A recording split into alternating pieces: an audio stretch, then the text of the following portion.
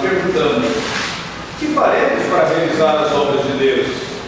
Respondeu-lhes Jesus: a obra de Deus é esta, que creiais naquele que por ele foi enviado.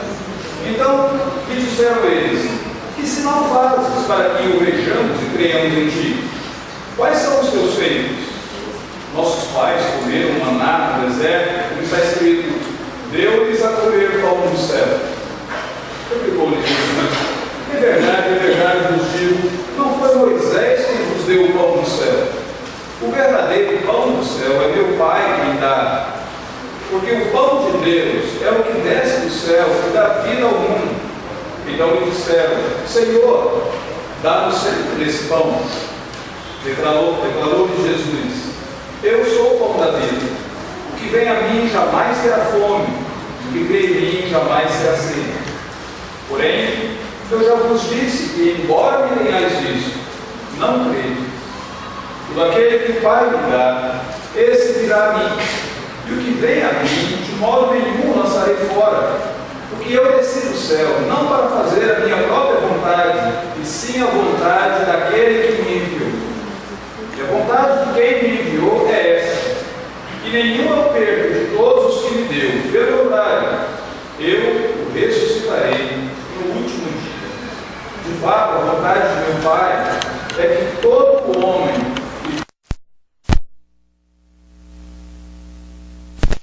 e eu ressuscitarei no último dia. Esses versículos, eles são surpreendentes, especialmente pelo fato de que aqui, nessa porção, nesse conjunto de versículos, nós temos a própria perspectiva de Jesus acerca da sua vinda ao mundo. Eu não sei se você já teve aquela curiosidade de muitas vezes ler os relatos sobre o nascimento de Jesus. O Evangelho de Mateus, especialmente o Evangelho de Lucas, esses dois que dão ênfase maior sobre o nascimento de Cristo, e você lê aquilo que os evangelistas escreveram acerca de Jesus. E muitas vezes, quando você está lendo o que eles escreveram, pode surgir na mente a seguinte interrogação: o que Jesus pensa? O que Jesus pensava sobre esse relato? Na verdade, nessas palavras de Cristo que nós acabamos de ler, nós temos não o relato de um dos evangelistas, mas o próprio Jesus dizendo a razão pela qual ele veio ao mundo. No versículo de número 38, ele resume o propósito da sua vida ao mundo, dizendo: porque eu desci do céu, não para fazer a minha própria vontade, sim a vontade daquele que me enviou. E nós temos o próprio Senhor Jesus Cristo falando sobre o propósito da encarnação. Para entendermos esses versículos, talvez fosse interessante nos lembrarmos do que estava acontecendo quando Jesus proferiu essas palavras para os judeus ao redor. Pelo menos 3 coisas nós precisamos manter em mente antes de chegarmos nesses versículos, 28 até o 40. Estava havendo ali um diálogo, um discurso, e até mesmo uma discussão entre Jesus e alguns judeus. Primeiro, porque Jesus havia realizado o milagre da multiplicação dos pães, do versículo de número 1 até o versículo de número 15, fala que Jesus, pela primeira vez, havia multiplicado pães e peixes, e as pessoas haviam se alimentado daqueles pães e peixes em um momento onde não havia possibilidade de comprar alimentos nas redondezas, e estava ficando tarde da noite. Então, aquele milagre, ele havia, de alguma maneira, poderia trazer benefícios econômicos, benefícios sociais, mas aquele milagre mostraria o poder de Jesus Cristo.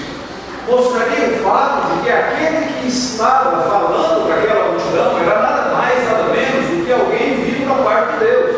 Eles poderiam, talvez, nem acreditar que ele fosse o Messias, mas eles teriam que acreditar que ele era ou profeta de Deus, ou alguém vindo da parte de Deus com uma mensagem de Deus para eles. Depois daquele milagre que Jesus realizou, nós temos o fato de que as pessoas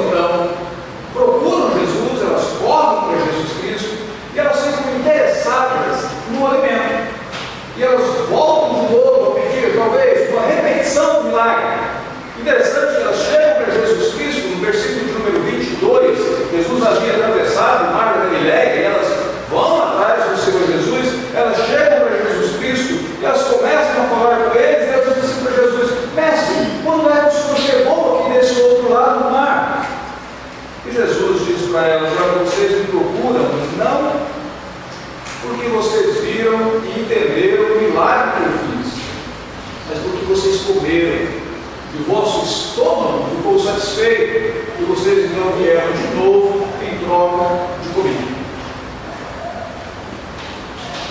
Algumas daquelas pessoas dizem: mas Senhor, não foi bem por isso. Ele diz: olha, trabalhai, não pela comida que perece, mas trabalhai para aquela que é para a vida eterna. É por isso que alguns perguntam para Jesus: como que nós podemos fazer esse trabalho para a vida eterna? E Jesus diz: você deveria crer. Então, primeiro, eu tenho um milagre. Segundo, eu tenho a associação na mente daquelas pessoas, a associação entre pão e trabalho, porque naquela época, alimento ele não vinha enlatado, alimento ele não vinha nos saquinhos de bolacha, alimento ele não vinha no formato de hoje, que você coloca no fogão e o fogo pronto, rapidinho.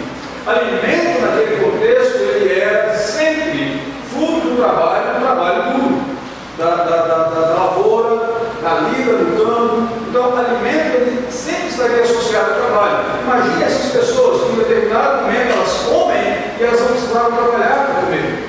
O alimento foi multiplicado e elas não tiveram que fazer nada.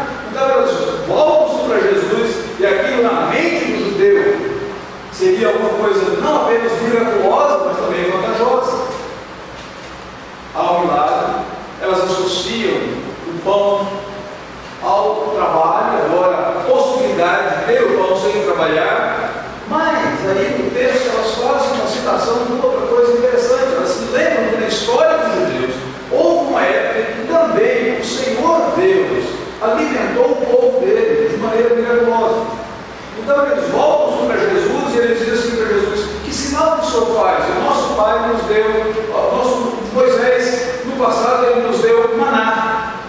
E o maná era alguma coisa parecida com um coentro que durante a noite cairia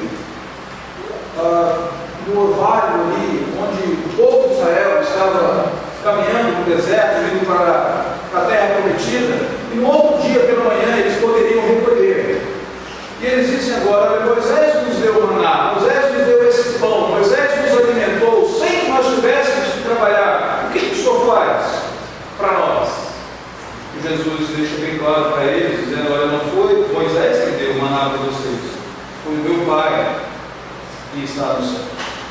Os judeus correram atrás de Jesus, por aquilo que eles viram, por aquilo que eles comeram, e Jesus deixou bem claro para eles que se eles não entendessem o que eles haviam visto, se eles não compreendessem, aprendessem a desfrutar do que eles haviam comido, eles continuavam indo nos seus pecados e não havia nenhuma esperança para eles. Foi nesse contexto que Jesus deixou bem claro a razão pela qual ele veio ao mundo. Por que ele se encarnou? Por que ele deixou o esplendor da sua glória? Por que ele deixou o convívio na própria presença do Pai nos céus? Por que ele veio à terra? Por que ele assumiu forma humana, se colocou debaixo de condições humanas, a ponto de viver e sofrer por nós? Nesse contexto, Jesus diz para aqueles judeus, pelo menos, 3 verdades implícitas ou explícitas aqui nesse texto.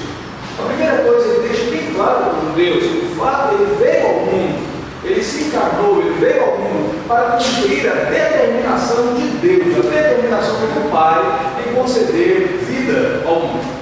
E você observa isso aqui no versículo de número 32, por exemplo, quando ele diz assim: em verdade vos digo, não foi Moisés quem vos deu o pão do céu, o verdadeiro pão do céu é o meu Pai quem dá, porque o pão de Deus é o que desce do céu e ele dá vida ao mundo. Jesus faz uma referência ao povo de Israel lá no Antigo Testamento, quando eles haviam saído do Egito, caminhando pelo deserto, numa terra prometida. Em um determinado momento, eles tiveram fome e não havia de fato que comer. Ao redor era deserto, e caso eles não comessem alguma coisa, eles certamente morreriam lá naquele deserto. Eles chegaram ao ponto de murmurar contra Deus, murmurar contra Moisés, porque eles estavam corretos, a lógica deles estava certa. Nós não temos que comer e nesse deserto nós pereceremos. Deus mandou o maná como uma indicação de que Deus preferia manter-nos com vida, que o desejo de Deus, a vontade de Deus não era que eles morressem, mas é que eles continuassem com vida. E com vida eles entrassem na terra prometida. Caso eles morressem ali naquele deserto, os egípcios simplesmente poderiam dizer: Deus tirou o povo do cativeiro egípcio para matá-los no deserto. Caso eles perecessem lá naquele deserto, aquela promessa que Deus havia feito lá no livro de Gênesis, sobre o descendente da mulher que haveria de esmagar a cabeça da serpente, aquela promessa não teria nenhum cumprimento. Então Deus estava determinado em manter aquela nação, manter aquele povo com vida, e portanto Deus deu o maná para eles. Agora Jesus diz assim: eu sou o pão que veio do céu, eu sou o verdadeiro maná. Aquele que as pessoas comeram era uma coisa temporária. No final do dia, aquele maná ele iria perecer. Bichos surgiriam ali. Mas eu sou o verdadeiro pão do céu, e Deus me enviou. Eu vim do céu, eu desci do céu para cumprir a vontade do meu Pai, de que vocês tenham vida. Eu acho muito interessante essa perspectiva, porque todos nós vivemos em uma cultura que nós podemos denominar de uma cultura de morte. Nós nos relacionamos com pessoas que elas caminham para a morte, e elas promovem a morte. Se você analisar, nós vivemos em uma época, em uma sociedade, uma cultura, na qual as pessoas sempre buscam algumas alternativas que resultam na alguma perda para elas. Pense bem, o entretenimento que as pessoas investem tanto dinheiro, tanto tempo, tanto esforço, o que ele resulta? Muitas vezes, o entretenimento como o carnaval resulta em lares desfacelados, resulta em jovens, meninas grávidas, resulta em alguns outros rapazes com AIDS, resulta em bebedice, resulta em uma desintegração social. E você olha e diz: puxa vida, mas como que as pessoas entronizaram o entretenimento e aquilo que aparentemente deveria trazer alegria, ao final das contas, isso traz tamanho dor, tamanho de sabor. Nós vivemos uma cultura de morte. Vivemos uma cultura de morte quando nós começamos a observar o número de divórcios, quando nós começamos a olhar para os nossos jovens e ver o que está acontecendo com eles. Há cerca de quase um ano, nós tivemos talvez um dos eventos mais trágicos que aconteceram no Brasil, quando lá no sul, em uma boate, em Santa Maria, morreram vários jovens queimados ou pela fumaça, intoxicados pela fumaça, no fogo que começou naquela boate. E você, observando o perfil daqueles jovens, você nota, um estava no primeiro ano de faculdade, outro no segundo ano de faculdade, outro no terceiro ano de faculdade, outro já haviam graduado. E você olha e diz: quanto talento, como que a própria sociedade poderia se beneficiar desses que estavam fazendo cursos fantásticos e poderiam talvez contribuir para o avanço da sociedade. Como que eles terminam a vida? Nós vivemos em uma cultura de morte. E nessa cultura de morte, onde as pessoas caminham para a morte, Jesus diz assim: Deus está determinado em conceder a vocês vida. E é por isso que ele diz: eu vim ao mundo, eu desci ao mundo para ser o pão de Deus que traz vida para o mundo. Em todo momento, se você observa na leitura bíblica, se você observa na sua própria vida, ao redor da sua vida, o relacionamento seu com Deus, você vê como que Deus está comprometido em manter a sua vida e te conceder a vida. Engraçado que muita glória do Senhor. Deus nos livra de um grande acidente, não é? Às vezes você está dirigindo e há uma batida. De repente o carro dá uma perda total. E você olha e diz: Deus preservou a minha vida. Eu nasci de novo. É assim que as pessoas dizem. Mas quantas vezes Deus te livra e você nem percebeu? Quantas vezes você foi irresponsável de sua maneira de dirigir mesmo? Quantas vezes você dirigiu cochilando quando você acordou, estava bem na traseira de um caminhão, de um carro, quantas vezes algumas curvas, você nem notou quando você estava preservando a tua vida. Nós nos lembramos de Deus quando nós vemos alguma coisa mirabolante. Mas quando Deus, no ordinário do nosso dia a dia, Ele preserva a nossa vida, Ele nos guarda. Quando você chega ao final da semana e você diz: eu não fui assaltado. Eu vivo uma cultura de violência, uma cultura de morte, e nada aconteceu comigo. Deus está comprometido em preservar a vida, e a encarnação do Senhor Jesus foi uma demonstração dessa determinação de Deus em preservar a nossa existência.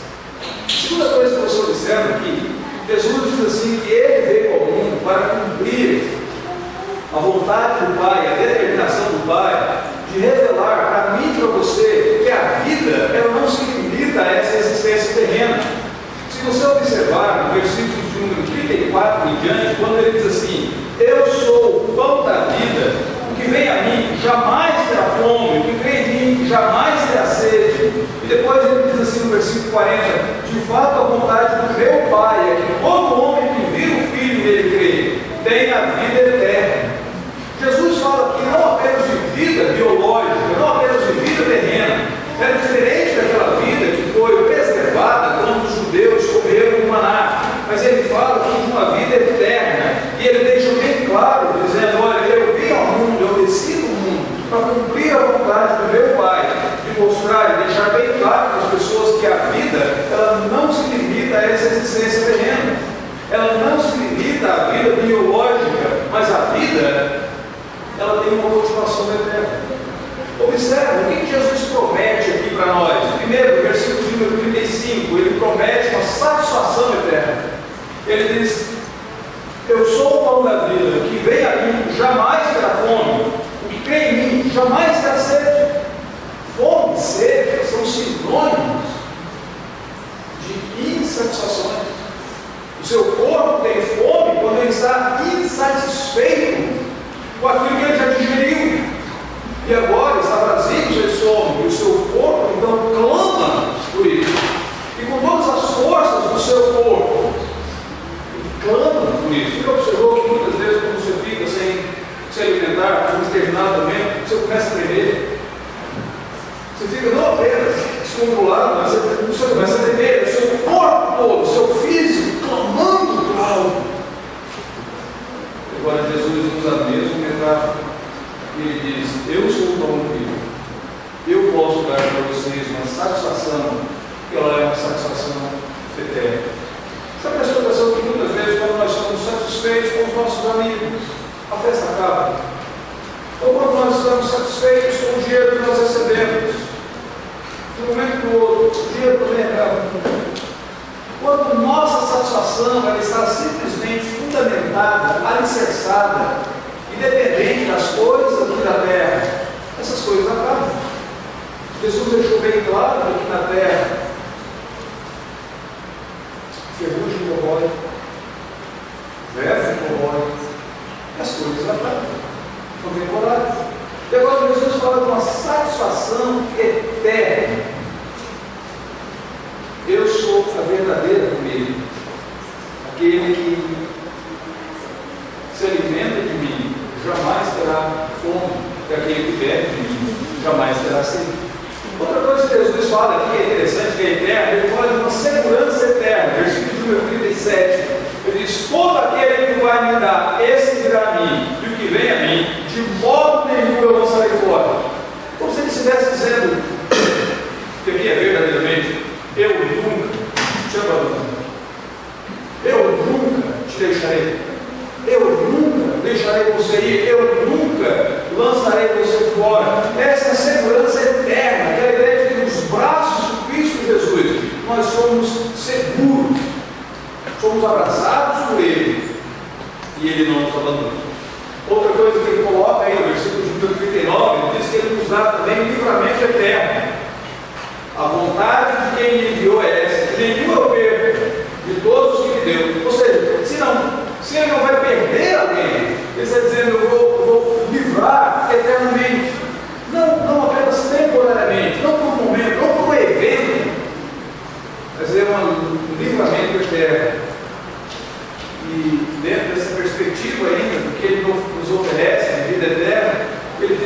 podemos ter uma comunhão eterna com Ele. Versículo número 40, a vontade do meu Pai é que todo homem que vive o Filho e nele crê tenha a vida eterna. Uma eterna comunhão, um eterno relacionamento. Aquele instante que quando os meus olhos aqui se fecharem, eles estarão abertos para a minha comunhão, para o meu relacionamento com Deus. É essa a perspectiva, é essa a convicção que Jesus deixa bem claro que Ele veio trazer na sua encarnação. Quando nós olhamos para a encarnação de Jesus, nós deveríamos nos lembrar que essa encarnação aponta para o verdadeiro Deus que está determinado em nos conceder vida, para o verdadeiro Deus que está determinado em mostrar para mim e para você que a vida que Ele oferece é muito mais do que vida biológica terrena, ela é vida eterna. Mas há uma terceira verdade aí. Jesus, em todo esse texto, ele diz que Ele veio ao mundo, nada mais, nada menos, para revelar o próprio Pai ao mundo. Se você observar, desde o versículo de número 32, quando nós lemos, ele diz assim: em verdade eu vos digo, não foi Moisés quem nos deu o pão do céu, o verdadeiro pão do céu é meu Pai que dá.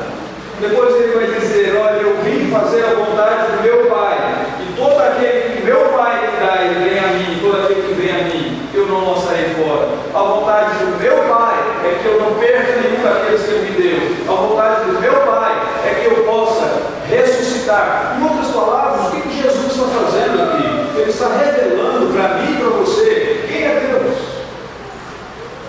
Deus é aquele que sempre toma iniciativa em nos buscar. Deus é aquele que sempre está determinado e comprometido em nos manter vivos.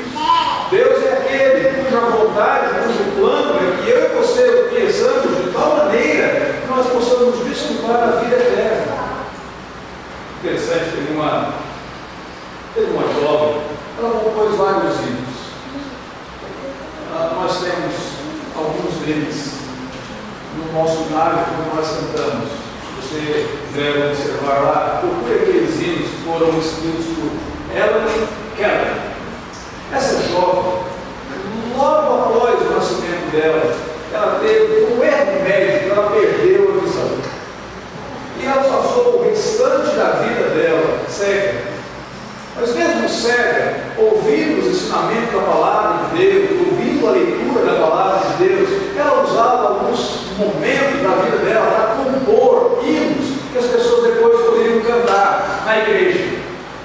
E um dia uma pessoa chegou para ela e disse assim: olha, deve ser muito difícil para você, deve ser tão angustiante para você passar o resto da sua vida toda sem poder ver nada, sem poder discernir cores, sem poder ver a natureza, sem poder olhar para as pessoas, sem poder discernir o que é um sorriso, o que é uma expressão de alegria. Deve ser muito triste para você. Ela disse: não é tão triste assim. Eu tenho no meu coração a certeza de que no dia em que os meus olhos se abrirem, depois da ressurreição, o primeiro rosto que eu contemplarei será o rosto do meu Salvador. Já pensou uma coisa fantástica essa? Alguém que está com a certeza de que eu terei a vida eterna, por quem Deus é. É engraçado, muitas vezes nós perguntamos, né? Quem é Deus? Como que nós podemos conhecer Deus? Como que nós podemos adorar Deus? Como que nós podemos ter comunhão com Deus? E Jesus deixa bem claro e diz: olha, eu desci do céu, eu me encarnei, para que eu pudesse revelar para vocês claramente quem é o meu Pai, qual que é a vontade dele na sua vida, qual que é o propósito dele para você, qual que é o plano dele para você. Na encarnação de Jesus Cristo, nós deveríamos contemplar e voltar a nossa atenção para Deus. Agora, o problema é que tem algumas coisas que às vezes nós fazemos que nos impedem de ver tudo isso. Nos impede de ver o quão Deus está interessado em manter a nossa existência, em preservar a nossa vida, o quão Deus está interessado em nos dar a vida eterna, quão bondoso e gracioso, tomando a iniciativa e generoso Ele é. Tem algumas coisas que nos impedem de ver isso. É como se os nossos olhos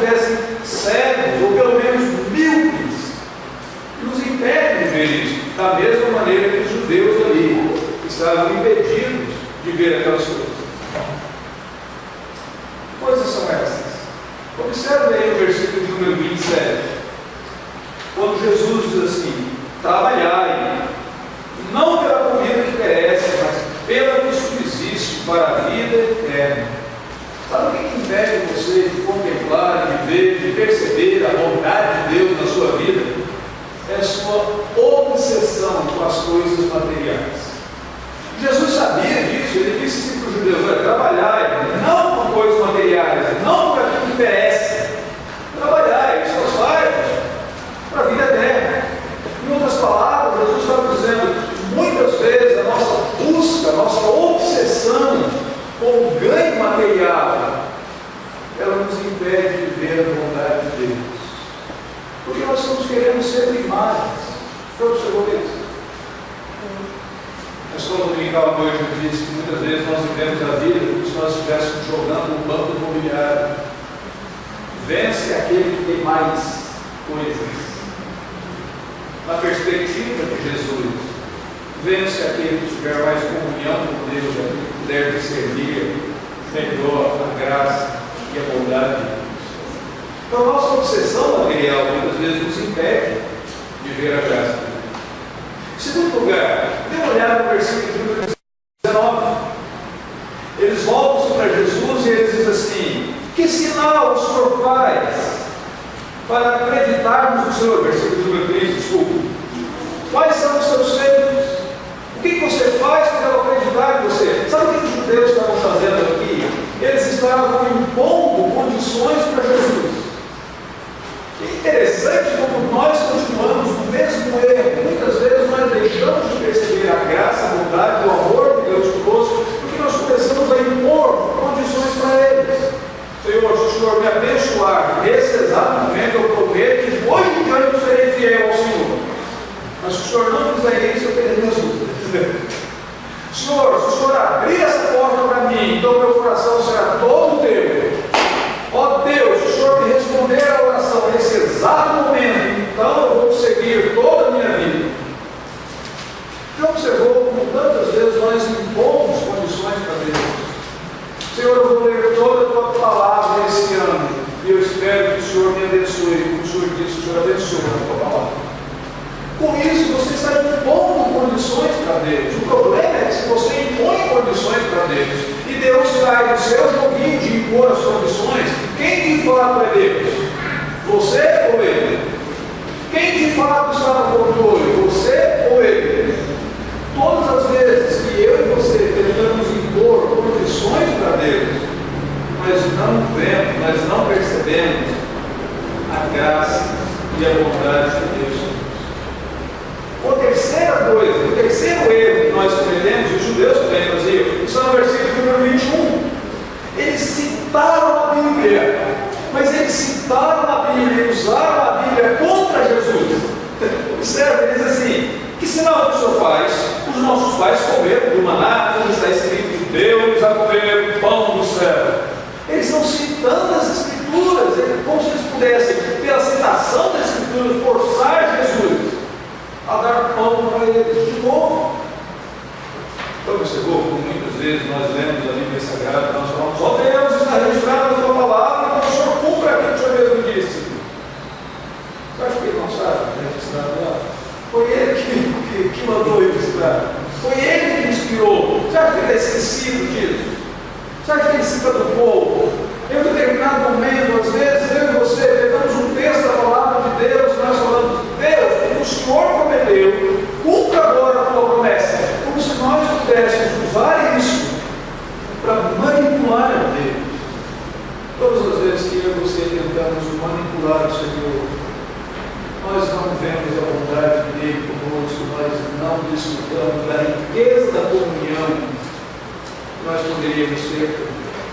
Qualquer pessoa que nesta manhã sabe que um relacionamento alimentado, desenvolvido com base em manipulações, ele não é um relacionamento profundo.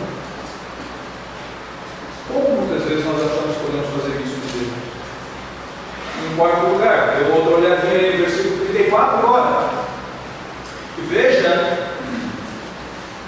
que os judeus estavam dispostos, desejosos de receber algo de Deus, sem a disposição de se comprometer com Ele.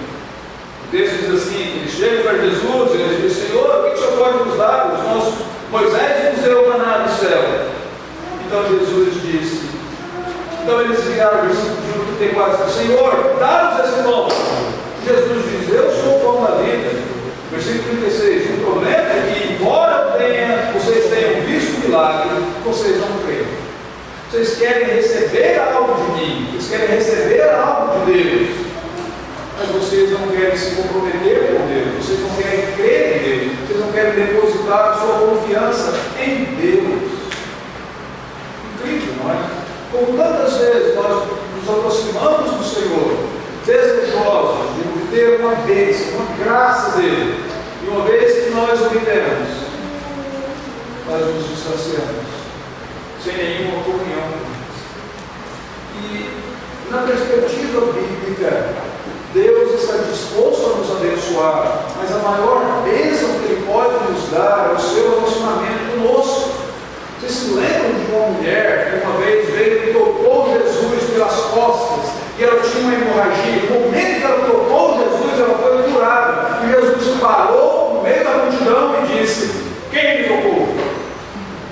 E alguns dos discípulos até disseram, Senhor, não faz sentido, a multidão te comprime. E o Senhor pergunta, quem me tocou? Claro que Jesus poderia ter dito, olha, há uma grande diferença de ser comprimido por alguém e ser tocado por alguém. Teve uma pessoa que me tocou, e de mim saiu o poder. E ele, Jesus não arredou o pé. Enquanto aquela mulher não chegou para ele e disse, Senhor, fui eu que te toquei. E foi por essa razão. Naquele momento, Jesus deixa claro que Ele não está disposto apenas a me abençoar, Ele te abençoar, Ele está disposto a ter um relacionamento conosco. A misericórdia de Deus, ela não tem costas. A misericórdia de Cristo, ela não tem costas. Ele quer nos ver face a face. Ele quer desfrutar dessa comunhão e desse relacionamento. Mas todas as vezes que nós estamos desejosos de receber algo dele, sem nos comprometermos com Ele, nós deixamos de perceber a riqueza dessa comunhão. Mas tem um último detalhe. O último erro que nós cometemos aí, versículo 37. Todo aquele que o Pai me dá, ele seguirá a mim, e o que vem a mim, de modo nenhum, eu o lançarei fora. Jesus fala aqui daquilo que algumas pessoas chamam de a doutrina da eleição, outros usam a palavra doutrina da predestinação. Eu prefiro falar de a doutrina do amor eterno de Deus. O amor eterno, Ele nos amou antes da fundação do mundo, Ele nos amou na eternidade, Ele colocou o coração dele em nós e Ele nos amou. Mas agora Jesus diz assim para eles: todo aquele que o Pai me dá, esse vem a mim. E o que vem a mim, de maneira alguma, eu lançarei fora. Você já observou quantas pessoas você encontra, às vezes, que elas querem discutir a chamada doutrina da eleição ou doutrina da predestinação com você? E elas tentam, muitas vezes, convencer você que se Deus escolheu alguns, se Deus rejeitou outros, Deus é injusto. E elas tentam, muitas vezes, dizer para você que se elas não estão andando nos caminhos do Senhor, se elas não estão tendo seriedade na vida com Deus, é porque provavelmente elas não foram escolhidas por Deus. Se você não encontrou alguém assim, provavelmente você vai encontrar logo. Mas nesse texto, Jesus deixa bem claro que não compete nem a mim, nem a você saber quem foi que o Pai escolheu, quem o Pai deixou de escolher. O que nos compete fazer é crer, é ir a Cristo e crer naquele que foi enviado ao nosso. Interessante isso. Muitas vezes as pessoas gastam tanto tempo discutindo algo que a elas não convém. Eu me lembro de uma determinada ocasião, conversando com um jovem no acampamento, e esse jovem não estava vivendo uma vida com Deus, embora ele tivesse conhecimento da palavra de Deus, e ele estava se desviando, e eu sentei com ele, conversei, e ele virou para mim e disse assim: mas escuta, se eu for eleito, eu já estou salvo dele, então não preciso me preocupar em viver uma vida cristã séria. E se eu não for eleito, então eu fui excluído dele, não tem nada que eu posso fazer, então deixa eu me consumir no pecado. Eu disse: interessante essa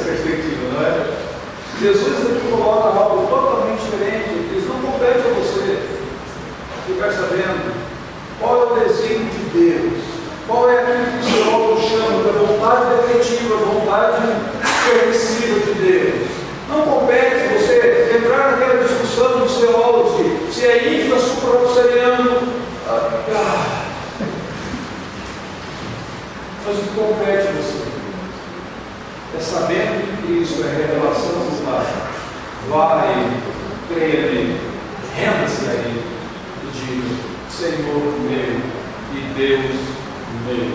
E dessa maneira, eu e você teremos a vida eterna e desfrutaremos uma comunhão eterna com Deus, porque Jesus veio ao mundo e se encarnou para nos revelar o interesse e a determinação de Deus em nos manter por vida, em preservar a nossa vida, o interesse e a determinação de Deus em nos revelar que a vida é mais do que a existência terrena. E Ele veio ao mundo para nos dar aquilo que melhor nós podemos receber, o próprio Deus, a própria revelação do Pai e a comunhão. Vamos orar.